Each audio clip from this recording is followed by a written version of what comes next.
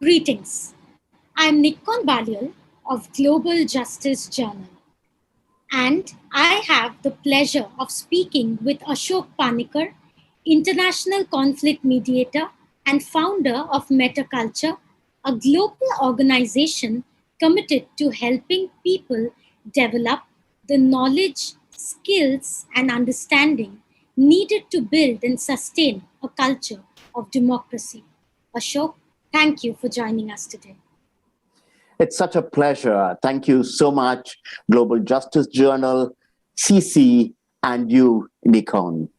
Such a pleasure to be with you folks because you're working in a very difficult part of the world, and there is just so much of complexity in the kind of situation you folks are dealing with. And I feel honored to be given this opportunity to talk about one very small aspect, but which I think may have a huge bearing in the way the world deals with issues related to peace and justice and equality and all those wonderful things that we talk about so much. So, again, thank you, CC and Global Justice. And I'd like to start with my title. I want to talk about language and conflict and coexistence and the interrelationships between these. And I see these as such complicated and complex issues and ideas, and that very often when we as peace builders, for instance, we rush into situations, we tend to take some of these ideas and concepts at face value while we get extraordinarily enmeshed and we analyze and we get into the nitty gritty of a specific conflict situation. So you can look at my presentation as a stepping back from the nuts and bolts and the strategizing that is involved in peace building. So, for starters, I want to just say that, and many of us know this, there's nothing simple about peace and coexistence. And that in this presentation, I will examine the relationship between language, words, and ideas. Because particularly in the Cameroon context and the conflict today, language is central. But is it only a language issue? Is it only an issue between the French speakers and the English speakers? We know that it's more complicated. So, but how do we step back from this in order to look at this in a slightly different way? Hence, this presentation, while it is in the context of the conflict in Cameroon, it is for anyone who might be interested in dealing with a complex issue such as peace. I want to walk us through the relationship between peace, reality, the way in which the human brain works, the notion of feelings, the reality of feelings, the idea of perceptions, the idea of thoughts and words. Before we even move to the idea of stakeholders, local politics, and geopolitics. Let's start with the human brain. This is not going to be a lecture on the science of the human brain. I'm guessing most of you have some understanding of it. I want to just highlight some aspects of the brain that are inescapable and that we carry with us. So it needs no saying, and yet I will say that the brain is the most extraordinary instrument that we know of. And it's locked in our skulls. We cannot see our own brain. And even with the best technology today, we can barely glimpse at the complex working of the brain. It is, we know, from the poets and the philosophers and the artists across centuries, we know that the human brain is capable of extraordinary precision, nuance, and complexity. We also know that, unfortunately, it's extremely unreliable, and there are many what I would call manufacturing glitches in the brain. It requires constant servicing and expensive maintenance. Now, what does that mean? It means that very often the brain can very easily lead us astray. It can go off the rails, so to speak, because of the ways in which the human brain reacts to the body as well as the external environment. It can let us down when we most need it. So here's the reality we have to deal with when we talk about the brain. It is extraordinary. It is a phenomenally nuanced, high precision instrument. But it's also an instrument that's very, very unreliable. And we have to work with it. I want to start talking about feelings and emotions because, particularly in the last 40 odd years, we have, as particularly Western society, but I would say modern societies everywhere, have rediscovered the importance of psychology and emotions and feelings. And there has almost been a retreat from the world of reason and science. This has been most exemplified by the rise of the right wing in different parts of the world, whether it's Modi's India, whether it's Trump's USA, whether it's the reaction to COVID. Emotions can be understood as our body's mostly physical responses to external and internal stimuli. In other words, these are almost involuntary. Feelings are a little different because feelings are the mental pictures that we create that are a reaction to these physical responses, those emotions. But they're very interlinked. Suffice to say, it's very difficult to manage our physical emotions because they are almost involuntary. With tremendous training, yogis and certain people who have learned to master their bodies can possibly manage, if not control, their emotions. But many of us can manage our feelings with proper training. It's important to recognize the difference between emotions and feelings, but also recognize that they're very interlinked. Let's come to the entire question of perceptions. When I was in grad school in the late 90s, it was commonplace to hear people talk about perceptions being reality. People loved saying, well, perception is reality. And in the beginning, it made sense to me until I started looking at it a little closely. And the more we know about perceptions, we realize that they are merely neurophysiological processes, that they are important because they govern our ability to see, hear, and make sense of the world around us through our senses. They also, and this is very vital, they allow us to understand, interpret, and create pictures about the world. Perceptions are almost instantaneous. And that is why they're linked with intuition. They help us intuitively to understand and gain insightful understandings of the world. So that's where perceptions are. And it's important. For the moment, let's just park our understanding of intuition, or rather of perception. At one end, you have emotions and feelings. At another end, you have perceptions, how we garner a picture about the world. And then there is the entire idea of a thought, which is distinct from an emotion and a feeling. It's distinct from a perception because it is an idea or an opinion that either occurs spontaneously or it is produced by deliberate thinking.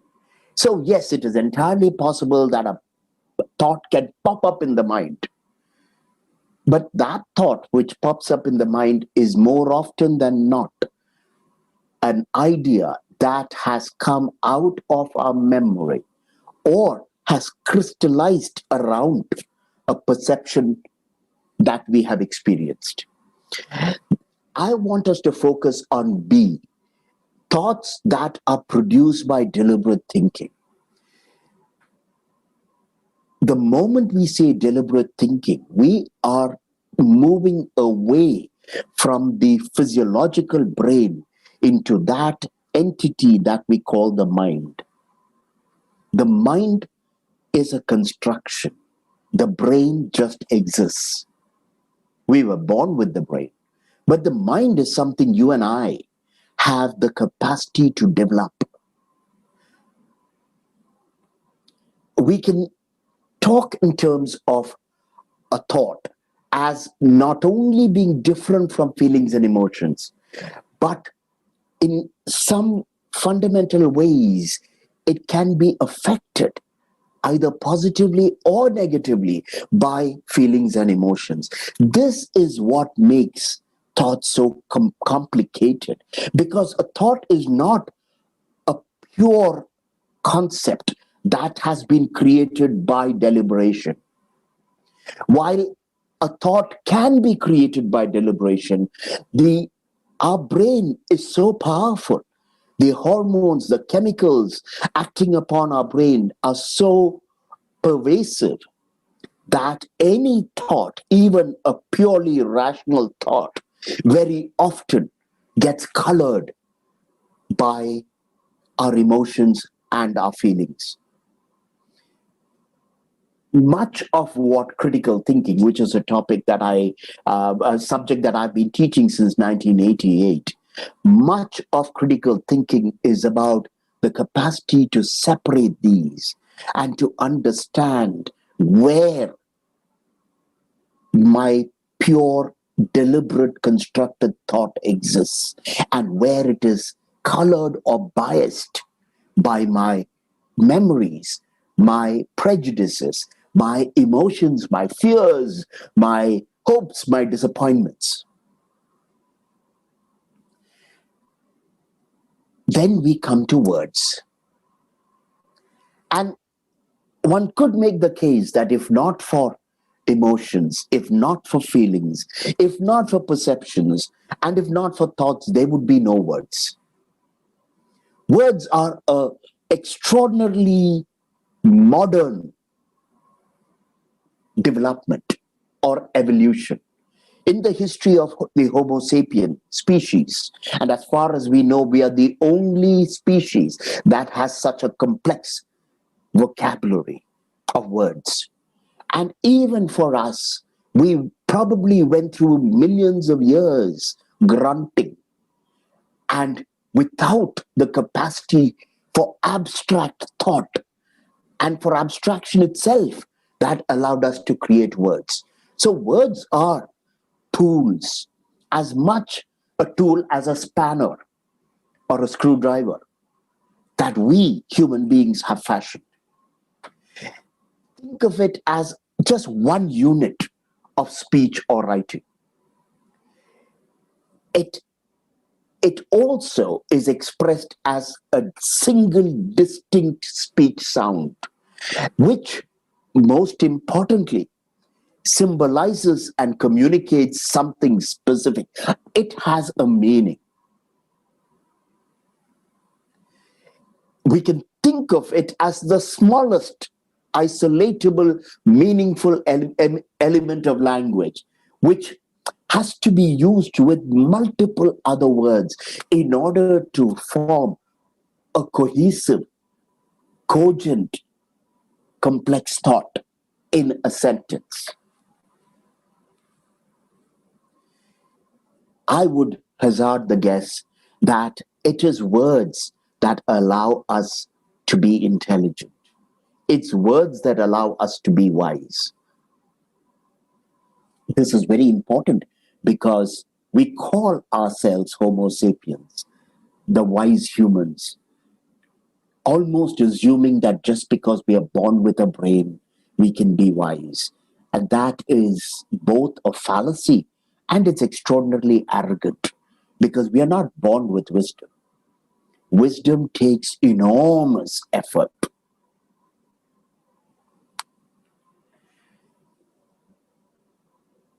Yes, we have these words. And ever since we have invented words, we have struggled to understand them because they're very slippery. The way you use a word and the way I use a word are different, the very same word. It depends on your state of mind. It depends on your history with the word. It depends on the culture that you come from. They used to say that England and America are two countries separated by the same language. You can use the same word to mean a zillion things. And I can hear a word of yours and think, oh, I know what she's saying. You use the word peace, and I think, yes, I like peace. I want peace just like you. And then we start negotiating, and I realize you don't want peace. And you look at me and say, what kind of a peace are you talking about? At the most basic thing, basic level, yes. Words help us communicate our ideas and our perceptions. That's at the basic level. But what's interesting is the meanings we attribute to words also crystallize or give form to the perceptions that we have. So our perceptions, when we wish to communicate it, we select words that most closely correspond with our perceptions. And we communicate that laden with the meaning that we have attributed to it. And these perceptions, from that point onwards, shape our beliefs. The beliefs that we have, expressed through the words, drive our behavior. And one could even say that it's our behavior that creates the world, or at least a part of the world that's influenced by us. We also tend to react emotionally whenever we hear a word, whenever we speak it or we read it. In other words, the word itself morphs and undergoes changes. The ways in which we hear it, the ways in which we use it. So there is no word that has an absolute meaning which will always be carried out in the same way.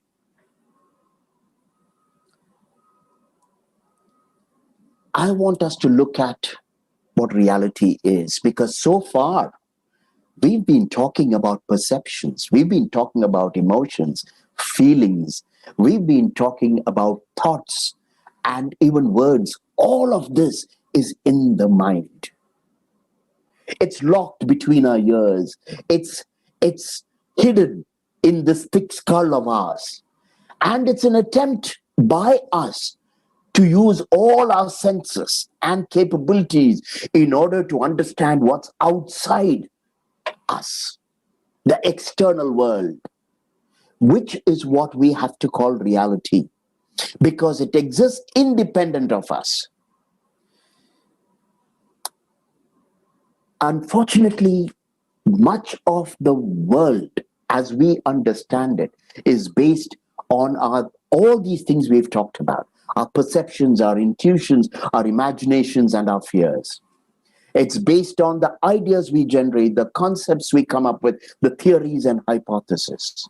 It is based on our wishes and dreams and fantasies, including wishes and dreams and fantasies of peace.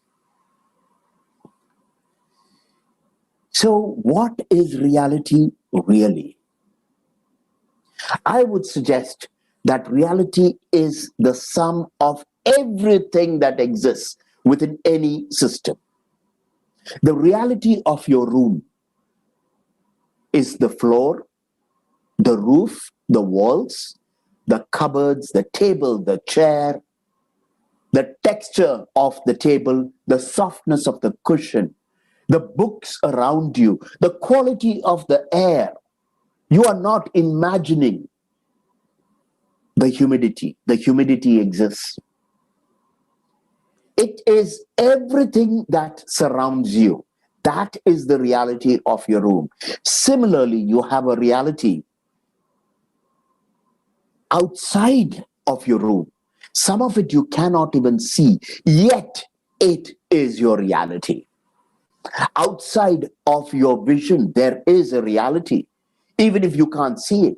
A person who is in prison may think that their entire reality is the room, but it is more than the room, even if he cannot see outside the room.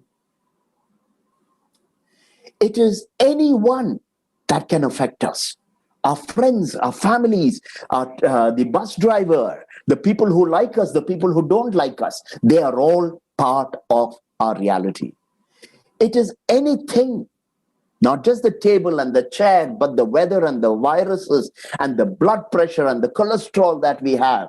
All of this is our reality. You can't imagine cholesterol. You can't imagine that you don't have cholesterol. It is any place, which can be your neighboring countries, your neighboring cities. It can be the things that happen in another country. It can be Syrian refugees. It can be the Rohingya. It can be the women in Afghanistan. All of this is part of your reality. It is also any system, the economy, the culture, the smartphones, the automobiles, and the internet. They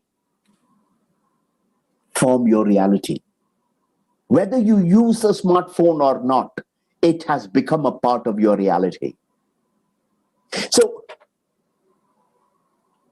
the important thing is to recognize that reality is the totality of a system, known and unknown.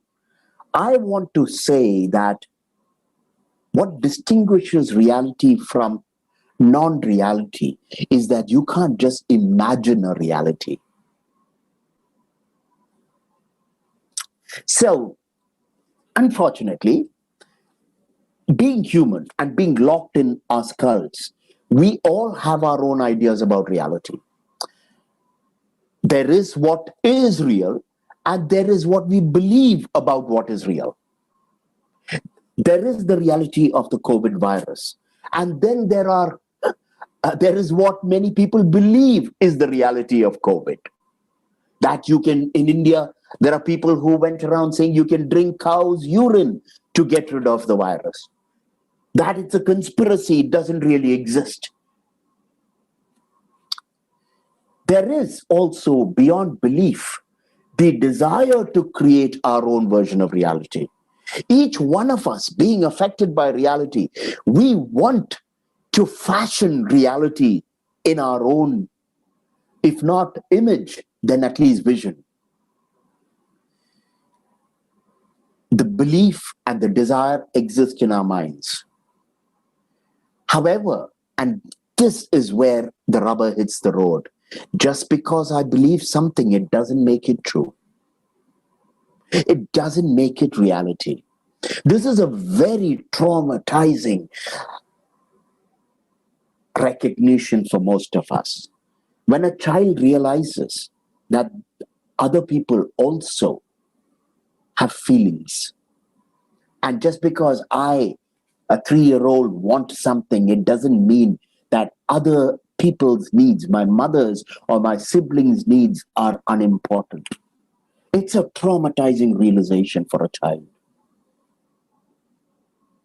Similarly, we are all children in that we exist in our skulls, and we all would prefer to believe that we can create reality and that our idea of reality is superior and more authentic than other people's ideas of reality. But that is a fallacy. So, a few more facts about reality, because reality is at the core of everything. We cannot escape it. The laws of physics govern everything about the material world. Whether we like it or not, we cannot escape Newton's laws. We cannot escape gravity except by creating extremely sophisticated machines to create a temporary state of zero gravity, which only proves the point that we are creatures of and existing, governed by the laws of physics. We are also biological creatures, and we are constrained by our mortal bodies as much as we are constrained by the mass of flesh and blood vessels and neurons that constitute the brain. We have also been shaped by our evolutionary journey through many transformations and evolutions into this state as Homo sapiens. This evolutionary journey has defined us in many ways. As to history and social conditioning have driven us. We exist because of physics, biology, evolution, history, and culture. We cannot exist outside of it. The laws of the universe cannot be cancelled just because we don't like them.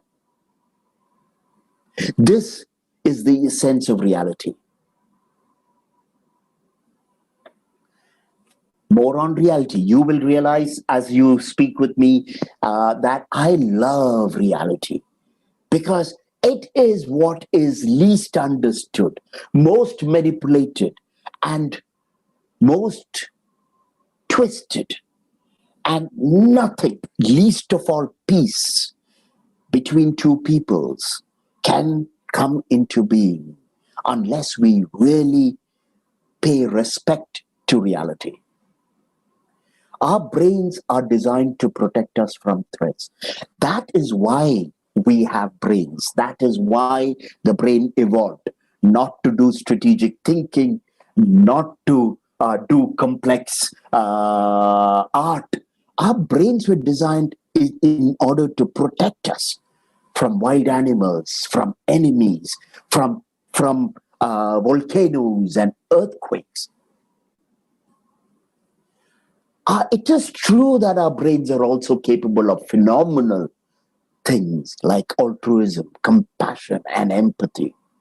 It is true. Scientists today know that there is wiring in the brain that allows us to feel all these beautiful things.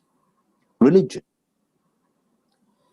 We also know that with the neocortex and the frontal lobe, that our brains are capable of reason and logical thinking. Yes, it is true. However, every time we are threatened, we will still act defensively. We will still lash out. And it is only in situations of extreme confidence and security that we can reason and think straight. So it doesn't matter that we have the capacity for altruism and compassion, for critical thinking and reasoning. The moment we are scared, or we are sad, or we are angry, or we feel a sense of loss, everything shuts down and we lash out, or we break down, or we melt down. This is the reality of our brains and our minds. I will try to give you only one more fact about reality, which is about diversity. You see, we love diversity, but it's also true that we can be comfortable and at home only with those who are close to us. Let that sink in. We are at home only with those connected by blood or people we've known for years, sometimes for generations. We accept outsiders and dissidents and outliers only if we decide that they are non-threatening. In other words, diversity is all very well. We love the idea of diversity. When we go to a Chinese restaurant or a Mexican restaurant, or we buy a shirt from Latin America, we wear it, we eat the food, we think we are appreciating diversity. But the fact is that all of that is the consumption of diversity or the products of diversity. To bring diversity into our intimate spaces requires far more than entertainment or recreation. It requires far more than stimulation. It needs enormous safety and trust. Trusting outsiders takes an enormously long time and can easily be lost. When threatened, we flail about, we lash out, and we very easily resort to violence. We cannot help it. It's built into us because of evolution. We survived for millions of years because of this capacity to react instantaneously to threats. Otherwise, we might have been wiped out thousands, if not hundreds of thousands of years ago. In nature, this is an aspect of reality we need to grapple with. Violence is the norm. It's not an exception. In the jungle, violence is the norm. Whether it's an earthquake or a tiger, it is just how survival happens on the planet. Those of us who love peace, who have devoted 20, 30 years of our lives to conflict resolution and peace building, we need to recognize the primacy, the central role that violence plays in human existence and human survival. If we don't understand that, we will never be able to transcend violence.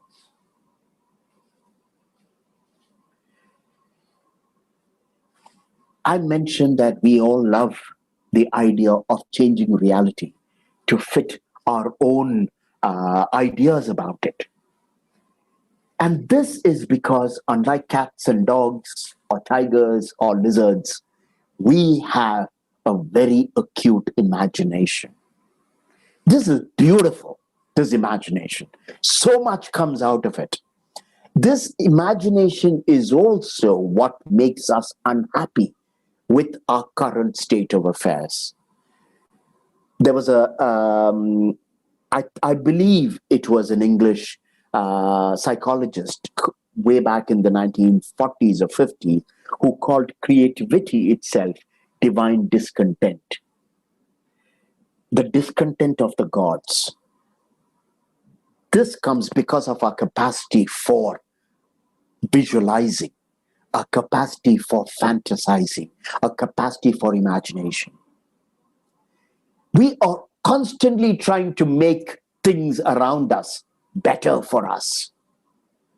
We are trying to constantly make things more comfortable for ourselves and for the people we care about. Therefore, each one of us has very strong ideas about what should be. You have strong ideas about what your parents should behave like, what your spouse should behave like. Your best friend, you have very clear ideas about how he or she should change. I have ideas about what my government does wrong. We cannot help it. We also have ideas about security and prosperity. And I want to start with this because our imagination leads us to try and create secure and safe societies. When we do that, when we start looking for security and safety, we also look at violence as a problem. Because it's obvious, when there is violence, we don't feel safe. So, ergo, violence is a problem. Once we have a certain semblance of security and safety, we start looking for prosperity. And prosperity can be defined as not just food and shelter today, but food and shelter tomorrow. Prosperity is that state that allows us to not worry about our security, material or emotional security for a certain period of time. The moment we achieve some kind of security, we then start looking for more complex needs of ours, like in Maslow's hierarchy. We start looking for justice and dignity and equality. And today, everyone talks about equity. And at that point, we start looking for peace, not just as absence of violence. We start looking at peace as harmony and dignity, peace with justice. So our conception of peace also changes as we move from merely being secure to being prosperous, and then trying to maintain security and prosperity. This also leads us to an enormous mistake. I call it a fallacy, the fallacy of eternal peace.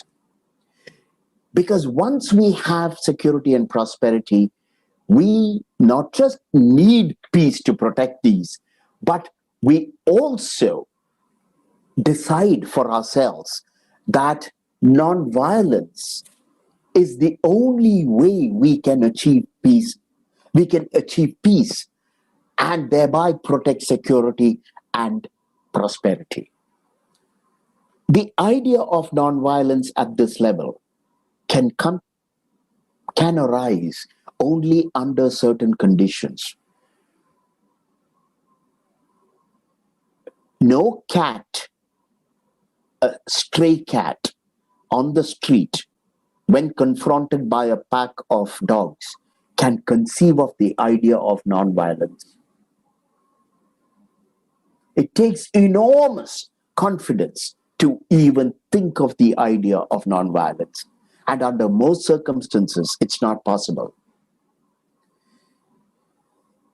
But we humans, having the imagination, having the sense of discontent with the world as it is, we become idealistic and we start looking at conflict and violence itself as something so terrible, so beyond the pale that it needs to be banished. That's when we start looking at nonviolence not just as a tactic or a strategy, but a lifestyle. And then we look for sustainable peace. We look for eternal peace because nothing short of that will satisfy us. And that is the beauty and the tragedy of being human. We not only want something good, we want it forever. And we don't want it even remotely compromised. These have huge implications. I want us to look at the idea of peace as a complicated idea, but a very simple word. Because peace is about social harmony. It suggests friendship, but it also primarily suggests absence of conflict and violence.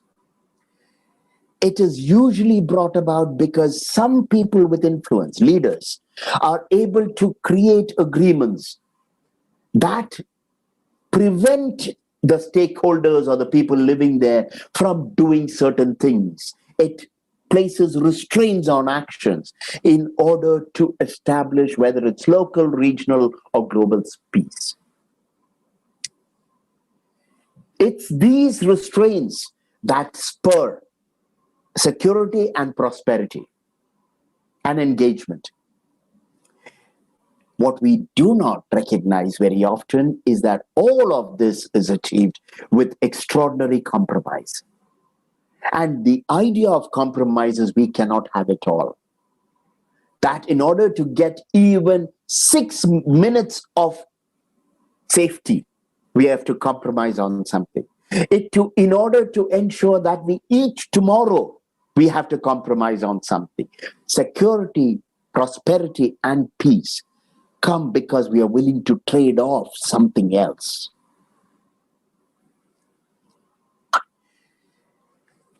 Particularly in the last 15 years, in highly individualistic societies, we have focused a lot on self-care and inner and social peace. And this is true. These are important for us. In fact, if each person in a situation, whether in a family or in a relationship or in community, had this inner peace, we would not fight. We would not have wars.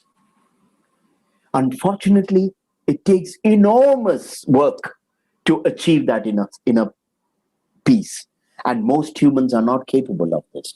We don't have the time or the energy, and often do not have the self-restraint and the knowledge to achieve this. So while it's good to talk about inner peace and social peace, we need to recognize the reality that waiting for that will not give us the kind of peace we're talking about in any given geography. Now, I'd like to talk about certain conditions for peace. There's trust, there's community, and there's comfort. If we don't have trust, a sense of community, a sense of comfort, we will find it very difficult to create peace. The second, we've already touched upon, security, which is material and physical safety. 3, we must have the capacity as human beings to have pride, a sense of pride and personal and group dignity. Without that, peace is not possible. We must also have sufficient freedom and autonomy. This is a huge set of things to have: trust and security, pride, dignity, and freedom. That's like an extraordinary wish list. And this is our problem. That is when we run up against reality. Perfect peace is elusive. If we wait for perfect equality and justice before we find perfect peace, we are doomed to continue to fight. Peace, and this is a tragedy, but a tragic reality. Peace is not as attractive to many people as much as power or primacy. I call it primacy because according to Plato's idea of thymia, which is basic dignity as a human being, isothymia, which is the need to feel equal, and megalothymia, which is the need to feel superior to others. Most people would rather have power and feel superior to those around them than have peace. This is a reality we need to grapple with. If we don't, we will never be able to prevent violence or bloodshed or even genocide.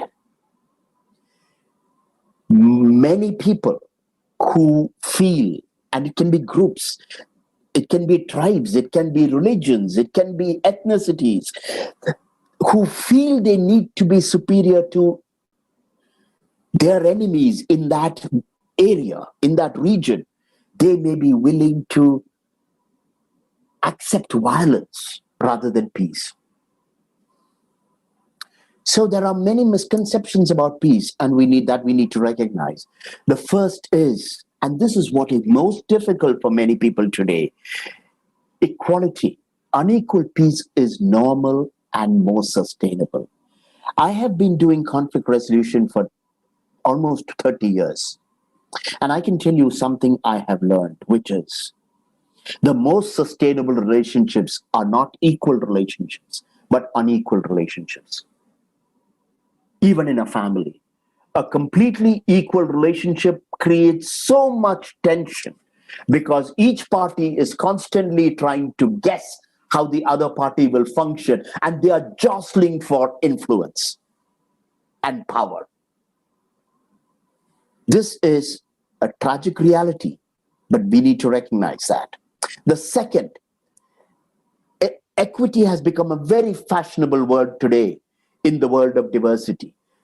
It's about giving equal opportunity and adjusting the playing field so that everyone has equal opportunity. The moment you adjust the equality of opportunity, you create conflict.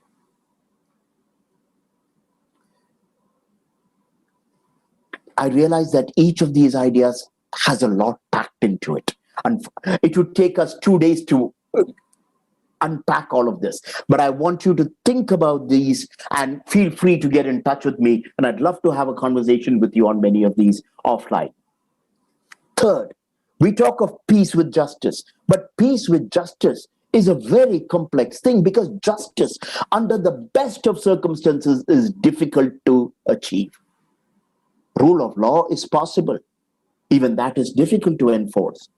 But if you want beyond rule of law, you want justice, I can assure you every group will be unhappy with the quality of justice they have received. And this means we will never have peace. Sustainability is one of the biggest myths about peace. Peace cannot be sustained. You can only have momentary peace when all the stars align or the stakeholders align.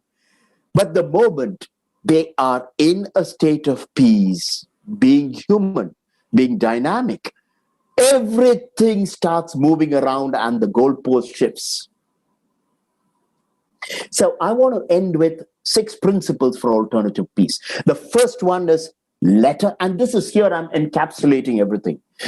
First, if we want peace, we need to understand ruthlessly reality. Reality is what will always come back to bite us if we ignore it. Second, reality is not an option or a choice. It is the only choice. We cannot pick and choose. It's very easy to misunderstand, to not recognize or understand reality. It takes enormous effort. You can't just Google for reality. You can't just find it in an encyclopedia. Any group that is interested in understanding their ground realities needs to do enormous, rigorous, disciplined work. The second principle is that we have to understand the potency of feelings, because all of us experience feelings as real. But feelings tell me more about myself than about the real world. If I'm upset by something you say, that says more about me than about you. But I'm not conscious of that. If we center feelings, we will never reach any kind of peace because feelings are subjective. And subjectivity can never meet. We need a level playing field of objectivity. If I like this analogy, going through life driven by our feelings is like driving a car by looking at a mirror instead of through a windscreen. I am not the image of the world. Looking at my feelings or my face, I cannot understand you. I have to go beyond my feelings and my face in order to understand you. The next principle is understanding perceptions. Perceptions are not reality. It's very important. They may seem like reality. They are the best our brains are doing in order to understand through the senses what is happening. But our senses can deceive us. They are limited. If we wish to understand reality, we have to go beyond perceptions. We have to use critical thinking. We have to cross-check our perceptions with the perceptions of other people. My perceptions are too limited. But the tragedy is that most of us have way too much confidence in our perceptions. The next principle is thinking itself. We know that the thought is a product of the mind, and it is different from feelings and emotions. The important thing to recognize is that thinking is a discipline and we are responsible for thinking. Thinking doesn't come because of our biology, it comes despite our biology. There is a conscious attempt in the human mind which has been trained to try and grapple with reality. It's synthetic, it is integrative, it is not natural. There is nothing natural about thinking. It is hard work, and most people do not engage with it. And then we come back to words. We started this entire thing with words. Words, we must recognize, are the first step to waging peace. The problem is many of us are threatened by other people's words. Whether it's in the US, the N word, or whether they're insults or epithets or offensive terms, we are threatened by words. And there's a temptation to ban words, which are hate. We call them hate speech. But there is nothing more dangerous, because when we start banning speech, it forces those who are unhappy or angry to resort to the only other way they can engage with something, which is physical violence. Without the right words, we cannot give voice to our feelings or thoughts. They remain subjective. This is why we cannot have peace without an educated population that knows how to think deliberately and express precisely.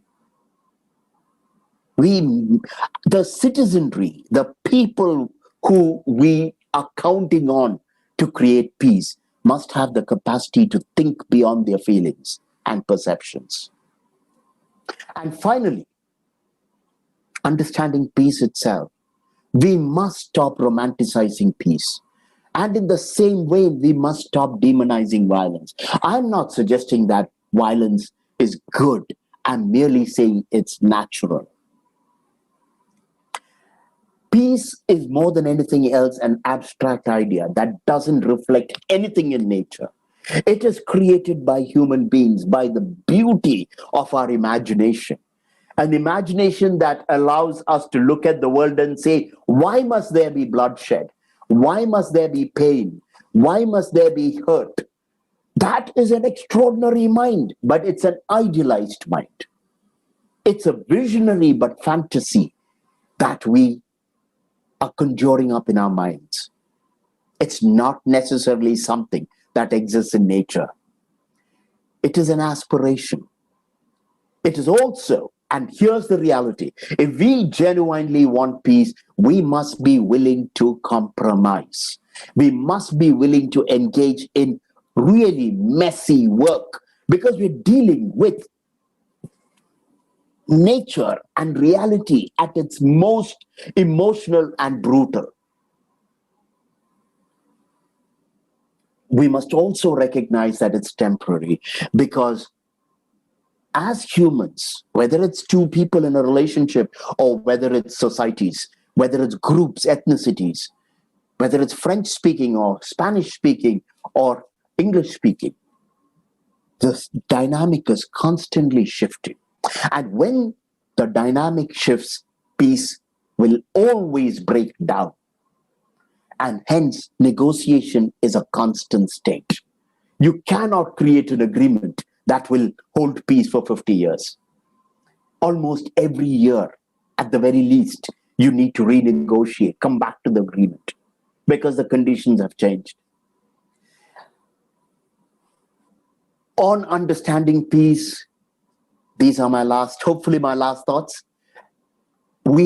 All peace must correspond to reality and must accommodate to it. We cannot ignore biology, evolution, and history. We cannot confuse and conflate peace with other beautiful things like justice or equality or even free university education and healthcare for everyone.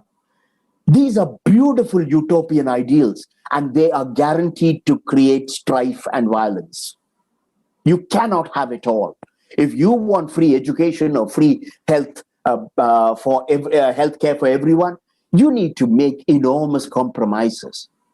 We all need to. We may not be willing to. We must stop romanticizing peace. I've said this multiple times. This is important. Okay, looks like I have something else, but I'm just going to very quickly say that the world we live in makes it much more challenging to create peace. Everything from diversity, the fact that we don't live in self-contained tribes anymore. We are not connected only by blood. We have people with different languages, different religions, different ideologies, different family lines, bloodlines. We have historical groups with historical grievances, blood feuds coming together. We have also created technologies that divide us. We don't watch the same TV shows anymore. Each one of us streams a different movie or a different music to even our best friends or our families. Each one of us is on a smartphone. There is no community anymore. We don't eat together. One meal a week, forget 3 meals a day. Most of us lead isolated, fragmented lives. A recent report that I read 3 days ago said that most Americans do not have more than 1 or 2 friends, and many have no friends at all. Peace is a stretch in these situations. We have to work much harder. Thank you, everyone. I'm leaving you with this visual with a lot of our projects. We teach courses on critical thinking, on democracy and culture, on pluralism, and on relationships. This is just for you. If you are interested in getting to know about metaculture and our work, here is the information. You can get in touch with me. Thank you. Nikon, if you have questions, and I apologize for taking so long, but I'd be very happy to respond to your questions. Thank you, Ashok. I think that was brilliantly put. Thank you for that wonderfully put presentation. So I would just like to go ahead with a couple of questions that we have for you. Without wasting any more time, the first question would be, why are words important? After all, they and their meanings change with time, and different cultures and even subcultures use language differently. Thank you. And you're talking about one of our biggest challenges. Given that words are fluid and language itself morphs from generation to generation, or sometimes even every 5 years, words are the only things we have left. Literally, because words are a tool that we have fashioned, there is no way in which I can understand you without words and without a common understanding of the word. It's almost as though, see, I'm married. I've been married for 5 years. We speak the same language, English. But it's almost as though every morning when we wake up, if I use a word, there's no guarantee my wife will understand the same word in the same way that she understood it yesterday. Because if she has a headache, my word can mean something different to her when she wakes up with a headache. And yet, I cannot not use words. So I would say it's a tool we are stuck with because we don't have telepathic communication yet. So I would say we need to respect words enormously. Thank you. So, an idea is an idea. So, peace by any other name would still be peace, wouldn't it? Here's the problem. Yes, an idea is an idea, and peace by any name will remain peace. The problem is, peace is not one idea. My idea of peace is different from your idea of peace, as is my idea of justice. So you see, imagine we are going on a march to the parliament or to the Congress with protesting against violence or protesting against a war in Iraq or whatever. And we say we want peace, we want justice. These words seem self-evident. We want equality. The problem is when we get away from the march and the shouting and the sloganeering and we sit down across a table, we realize that each of these three words, peace, equality, and justice, have completely different ideas or meanings for each one of us. And this is why peace cannot be a word. We've been using peace as a word. We have to use it as a bucket of words. We have to use peace as a complex coming together of all kinds of things, including things that cannot be defined as words or by words. The biggest danger to peace is those 5 words, 5 letters, P-E-A-C-E. Moment we write it on a slogan or a meme, we think everyone in the world understands it. And they don't. They think they do. When they think they do, it becomes even more dangerous than otherwise. So, isn't peace a state of mind?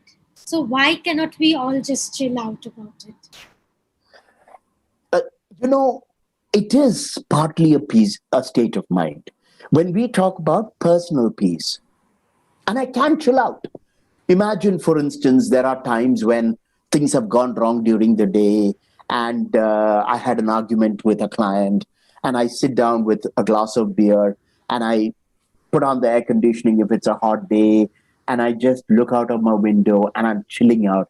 I can create personal peace. Unfortunately, in society, that's of no use. Unless everybody is drinking beer or taking opium and therefore so chilled out that they can't fight. So the moment we go into societal peace or even relational peace, chilling out doesn't help. We have to engage with it. Why should we nitpick about words and meanings? Don't most humans just want to live in peace? I wish nitpicking is really all about trying to understand something precisely. It's irritating to nitpick, but unless we are interested in genuinely getting to the core, the roots of something, unless we really want to understand something comprehensively, there is no way we can understand or deal with an idea, particularly such a complex idea as peace. Remember, peace is not one state. If we look at peace as just prevention of violence, perhaps you can have it, but there will be chaos at multiple other levels. So we recognize that peace requires so many things. How do we create that? That one word, that one idea isn't enough anymore. Isn't power and aren't those in power the greatest barriers towards peaceful societies? You see, one of the things that's happened in our democratic world, particularly in the last 100 years, and maybe particularly after 1945 and the end of World War II, is that we, people living in democracies, have taken on the illusion that all problems are created by people in power. We love to trash big businesses. We love to trash corrupt politicians. We love to trash religious leaders who create disharmony. And there is a good reason for criticizing all of those. But we don't realize that complex societies, particularly democratic societies, depend to a large extent on the culture of the people. And the people have a lot of influence. So you and I are also responsible for those in power and influence corrupting our democracy, bringing about wars. It's easy for us to externalize the problem and to point at those powerful people somewhere else without whom the world would be beautiful. You can change a government, you can't change the people. Take any social issue, female genital mutilation, take dowry, take racism. No matter that Obama becomes the president or you have a reformist government in a country, you cannot shift those social ills without the complete buy-in of the population, the people. We are in a democracy as much a problem as the leaders. Even if we might think the leaders have power, they come from us. It's like police. Police are not an alien species. It's our relatives and our friends and our neighbors who are our police. Left to ourselves, wouldn't ordinary people live in harmony because we have no political access to grind? I wish that were the case. Left to ourselves, we would destroy even our homes, leave alone our neighborhoods. Human beings throughout history have experimented with anarchy, have experimented with libertarianism, ways in which we get rid of people in power and we give power back to the ordinary people without the rules to constrain them. And it has resulted in extraordinary violence. Extraordinary violence. So we as a species need governance. We don't necessarily need authoritarian rule, but we definitely need systems to be put in place. We need structure. We need a certain kind of hierarchy, and we need accountability. And this means that there will be some people who have the responsibility for designing the system, for enforcing the system, and they will have more power than the rest of us. You cannot avoid power. You can't do away with power. You have to have it in order to keep even basic order. So we are stuck with it as a species. Is there a problem with the word peace at all? It's a great question, and I'm not sure. It is worth thinking about because obviously we are talking about multiple kinds of peace, multiple definitions of peace. So again, the only way I can leave that thought right here is to say that those 5 letters are not clear enough. They don't do justice. I'm not even certain there's such a thing as peace. Not only is it completely situational and contextual, it's like an animation, not a single graphic. You see, it's not one picture which is static. It's an animation that's constantly moving. And if it's moving, then things are happening. And in which case, you cannot have one word to describe that animation. What is the connection between a feeling, a thought, a word, and the state of the world?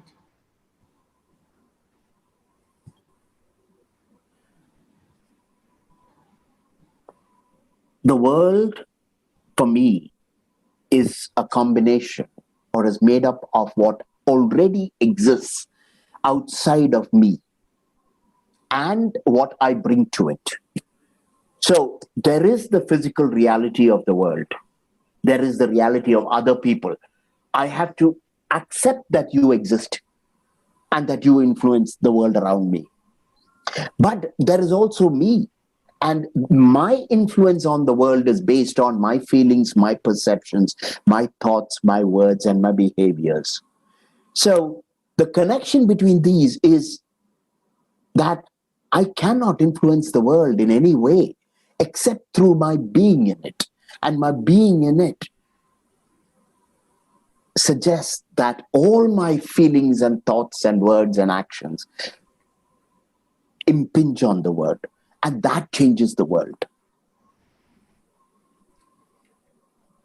Finally, if words are so potent, shouldn't we regulate them so speakers and writers don't create too much damage?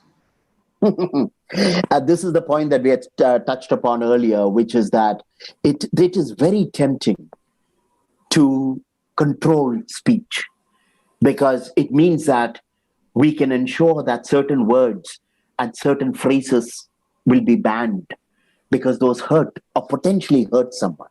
I've been interested in and working on the issue of free speech for a very long time, particularly because I do a lot of work with dialogue. And there's one thing I have learned, which is, and particularly as a facilitator of dialogue, I am most effective when I give complete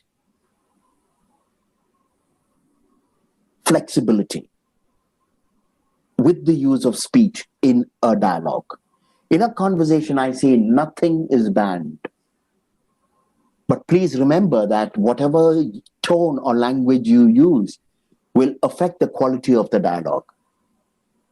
And when I allow that, and people can say things they would never think of saying because it would be too offensive, magic happens in that dialogue.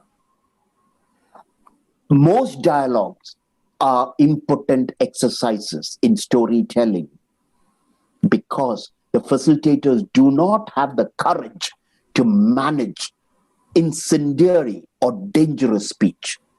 You have to allow that speech to come out. You have to allow those dangerous words to come out, because then the facilitator can use them in order to teach things that otherwise would not be learned. So I would say speech is so potent. We must allow all forms of it, but we must also have the infrastructure in mind, in place, and the skill and the capability and the wisdom to manage that kind of an environment. Thank you, Ashok. It was wonderful talking to you. Thank you so much for joining us again. Thank you so much. Thank you for the opportunity. Thank you to you and to CC. Good luck with the conference, and good luck to the good people of Cameroon. I really hope that you folks can find a way to mitigate and to prevent things from getting worse. Good luck to everyone, to all of us. Thank you.